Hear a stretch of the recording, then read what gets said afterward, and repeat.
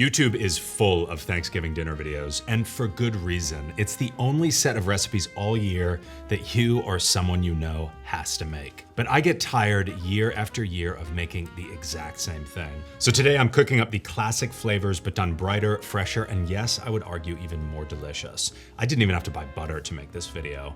We're cooking Szechuan chili and orange dusted carrots, a sourdough and butternut squash stuffing, the sleeper of the video, a delicious Brussels sprout slaw with apples, candied walnuts, and a maple Dijon dressing, sweet potato mash, tangy maple glazed turkey, and the most delicious classic gravy with thyme and black pepper, and a bonus fresh 10-minute cranberry sauce. These flavors are poppin', and even though these may not be the versions of these dishes you're used to seeing, you can paste any of them individually onto your Thanksgiving table.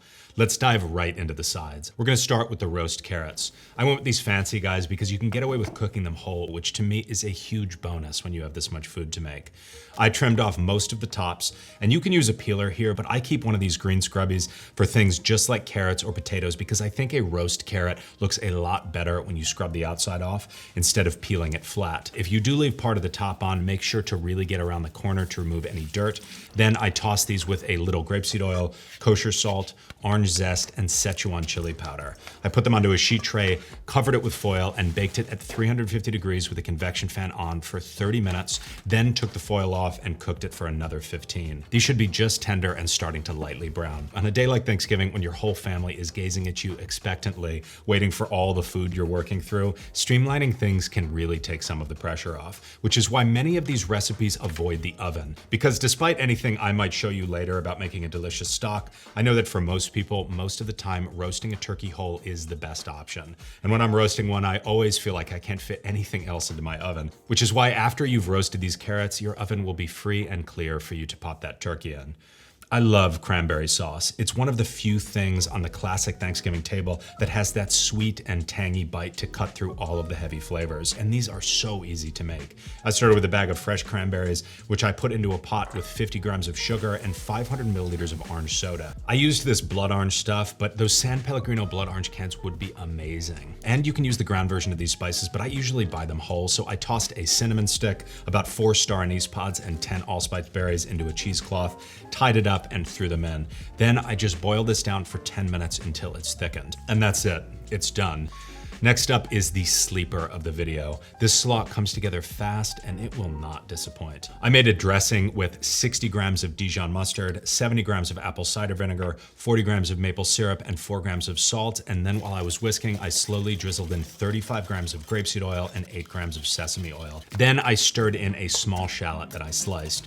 This on its own is a spectacular salad dressing. As the shallot sits and softens and marinates in there, the subtle garlicky flavors will melt right into the vinaigrette. I use the slicing attachment on my food processor to slice up half a pound of cleaned Brussels sprouts and the grater to chop 2 Honeycrisp apples, but you can also just buy shaved Brussels sprouts and use a box grater to get the apple in there. I stirred in some salt and let it sit for a few minutes, then I added the juice of 1 lemon. I find this combination helps to keep the apples from oxidizing too quickly, and it will also help the dressing penetrate the slaw better. Then I added a 5-ounce pack of candied walnuts, which I broke up, a large handful of dried cranberries, then I stirred it up and added plenty of the dressing. Every video, there's that one recipe that I wish I could serve to everyone watching, and this, my friends, is it. I really wanted to save the turkey for the end because even though endless videos and recipes tell you you really have to be breaking down your bird to make the best meat and most importantly, the best gravy, I know most of you will not be doing that. And no judgment from me. I've talked about time versus effort before, but this is the rare example where it's less time and less effort to just throw this thing whole into your oven. And you can even still use the tangy maple glaze I'm making that almost turns into a sweet and sour caramel coating onto the bird. That said, the stuffing recipe relies heavily on a delicious stock, so let's dive right into making it. If you've ever broken down a whole chicken, you already know what to do. But if not, because these things are so big, this is actually a very easy way to learn. I started by removing any packets inside, and if you've got a cook timer or a puller, take those out as well. Then find the wing joints and use your knife to scoop through them. There is no point during this process where you should feel like you're cutting through bones. So if you do, move or re-angle your knife and it should slide right through. Then find the keel in between the 2 breasts and cut into the meat. You want to use long knife strokes if possible and slowly make your way down. So long as you're cutting next to bones and cartilage but not cutting through them, have no fear, you're good. Just make your way down until you see the breast is completely disconnected. Then look at the leg and thigh and you'll see a natural seam in between the meat and the bones. Use your knife to slice directly down into it until it's gone all the way through. Now grab the leg and dislocate the thigh bone, then run your knife through the dislocation, and here's where you'll find the oyster that you want to try to scoop out. Now all you have to do is continue to cut through the skin to get through to the front and have fully removed half of the meat. I think that this technique of removing the entire half is actually much easier than taking off the leg and then taking off the breast, and it also gives you more skin to crisp up later. So try to keep as much attached to the meat as possible. Now just repeat the process on the other side. Quick tip, I'm showing it this way so it's easy to follow, but after you've dislocated the first thigh joint, that's probably the best time to start on the next side, because having all of the meat still attached to the bird will help keep it upright and make butchering the second half that much easier. Now you've got 2 turkey halves and the carcass. Great job, you're almost done. Cut through the skin that's between the breast and the thigh, and if you do have extra skin around the breast, now is a great time to clean it up, but try to still keep some extra around the sides because it will shrink when it cooks. On the leg, grab the 2 ends and flex them to see where the joint is located and then cut right through it. And you'll have a drumstick for those of us that like to go full caveman or woman in the case of my wife, and the thigh with the bone still inside. I like to take this out now because I want this deliciousness in the stock, but it's easy to recommend leaving it in because the thigh meat will be more delicious when you cook it with the bone in, and it will also keep its shape better. Plus, removal after it's cooked is much easier. This is arguably the hardest part of the whole process. That said, if you do want to take it out like I did, just use the tip of your knife to cut along one side of the bone, then scrape your knife on the top to remove some extra meat. Put your fingers underneath and wiggle them through under the bone. Then put your knife into the gap you made and cut one side of the bone free. I like to grab onto the joint and use the base of my knife to scrape all the meat down on the bone, then cut the second joint out. The only thing you have to do on this carcass is you've got to cut the tail off. There's some glands in there that are gonna make it bitter. You can totally just throw this whole thing in your oven. That said, I like to cut up the carcass to get a little more surface area for browning that will ultimately cook into the sauce, but you can skip it and just throw everything into a sheet tray and roast it at 450 degrees for about an hour or until everything is a very deep golden brown. While that's working, I split 2 carrots, chopped up half a fennel bulb and half an onion. I like to leave the onion skin on to get some extra color into the sauce, and threw those into the oven as well to get a nice brown. Stock making is one of my favorite things to do because it doesn't take that much work, and then you've got this delicious smelling broth bubbling away in your kitchen for hours. I love that smell. It also happens to be one of the easier things to cook if you keep a couple simple things in mind. First, when you're making a brown stock, you want to roast the bones for a long time. As they cook more in the oven, they dry out, and that Maillard browning starts to get deeper and deeper. And the reduced moisture will allow the concentrated flavors to dissolve more efficiently into the stock. Second, once you've added your meat to the stock pot, the more water you add, the better. And once you first bring it up to the boil before turning it down to a gentle simmer, any impurities will float to the surface, and this is the best time to skim them off. That said, on a brown stock like this, there isn't that much left to skim, but once you've done that, in go your vegetables and any herbs or aromatics that you're using. In my case, a paltry pack of rosemary, sage, and thyme. Third, if you keep the simmer gentle, you'll end up with a dark colored and delicious stock. But there is a whole other strategy to stock making, which I'm gonna reductively call the ramen technique, where you boil everything to emulsify as many fats and flavors together in the stock as possible. Arguably, this will lead to a more fully flavored broth, but for this type of gravy, I'm gonna recommend keeping the bubbles gentle. And after you've cooked these bones for 2 or 3 hours, you will have actually extracted almost all of the flavor from them. And the stock is not going to taste any better. But if you do cook the stock longer, more of the collagen will be converted into gelatin, which will massively improve the mouthfeel of your sauce or soup broth. But because this stock is going to be turned into a gravy, I don't think cooking the stock for many hours or even overnight is necessary. You can call it after 2 or 3 hours. One of the most intimidating things about making stock at home is the straining process. But I've got an easy way to do it with tools you probably already have.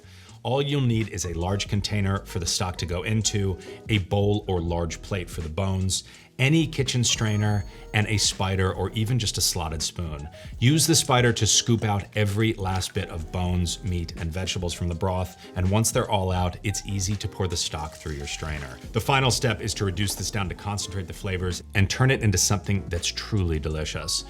If you're doing this days before Thanksgiving, now would be a great time to refrigerate it because all of the fat that's left will raft on top and you can easily scoop it out.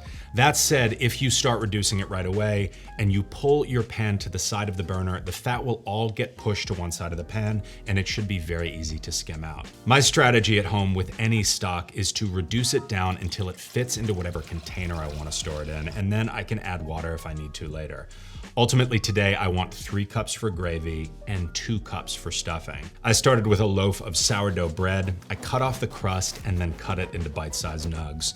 There are cultural and economic reasons why stuffing is traditionally made with day-old bread, but in the era of sliced loaves that will seemingly turn into entire Minecraft-style biomes before they get stale, you should forget about the day-old part and just focus on drying out the bread, which I did in a 300-degree oven for about an hour. The drier it gets in the oven, the more of that delicious stock it can absorb without turning into a mushy soup. While that's working, I sliced the leftover half of a fennel head and the leftover half of an onion. Then I sweated them with a little bit of olive oil and salt until they got very tender. Then I added the top half of a diced butternut squash and 2 cups of the reduced stock. Simmer this for about 10 minutes until the butternut is fork tender, then add plenty of chopped sage leaves and the dried bread.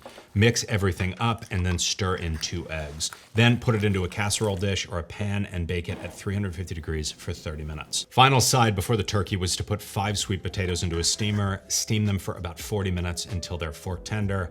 Let them cool down for a few minutes, peel them, then mash them with extra virgin olive oil, orange zest, orange juice, and kosher salt. Time to roast the turkey, make the gravy, and wrap this thing up. I seasoned the meat with salt, then I covered it with all of the herb stems and leftover herbs I had, except some thyme leaf, which we'll use in the gravy.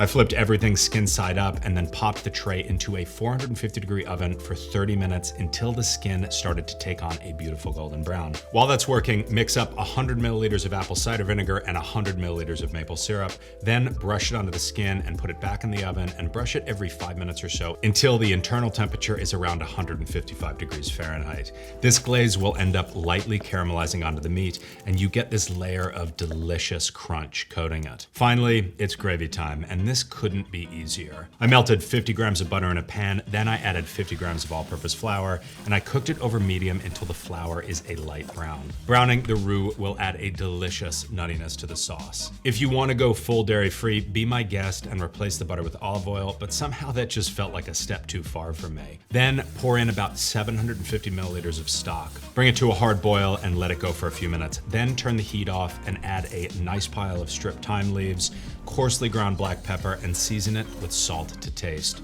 The only thing that could improve this gravy for me is a splash of cream, but I'm proud to say I didn't even need to buy butter for this dinner, let alone any heavy cream. But anyway, that is all for me on this one. Thank you for watching, and I will see you soon.